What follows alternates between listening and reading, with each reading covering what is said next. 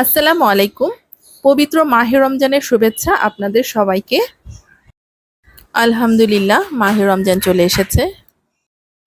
আমরা বাঙালিরা কিন্তু ঘরে ঘরে সবাই কম বেশি ইফতারে আলুর চপ খেয়ে থাকি। তাই আজকে নিয়ে এসেছি খুবই মজার একটি আলুর চপের রেসিপি। আমি এখানে সেদ্ধ করা আলু নিয়েছি।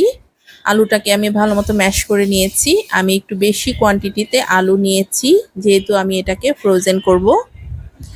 নিচ্ছি 1 কাপ পেঁয়াজ বেরেস্তা, দিয়ে দিচ্ছি হাফ কাপের মতো কাঁচামরিচ কুচি, ভাজা জিরের গুঁড়ো দিচ্ছি 1 টেবিল চামচ,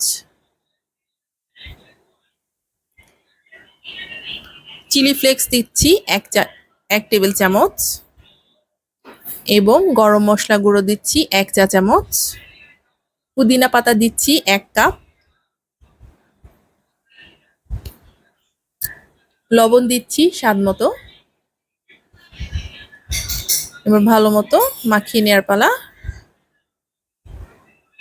যেহেতু আমি এটাকে ফ্রোজেন করব, তাই আমি পেঁয়াজের বেরেস্তা দিয়েছি। ভালো মতো মাখিয়ে নিয়েছি।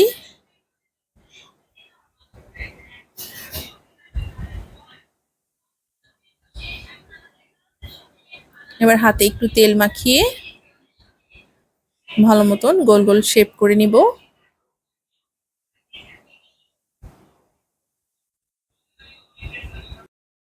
এই আলুর চপটি কিন্তু খুবই মজা হয় এবং ফ্রোজেন করার ফলেও কিন্তু টেস্টে কোনো তারতম্য হয় না।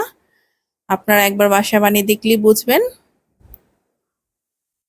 হয়ে গেল সবকটা আলুর চপ। বেশ কিছু আলুর চপ হয়েছে।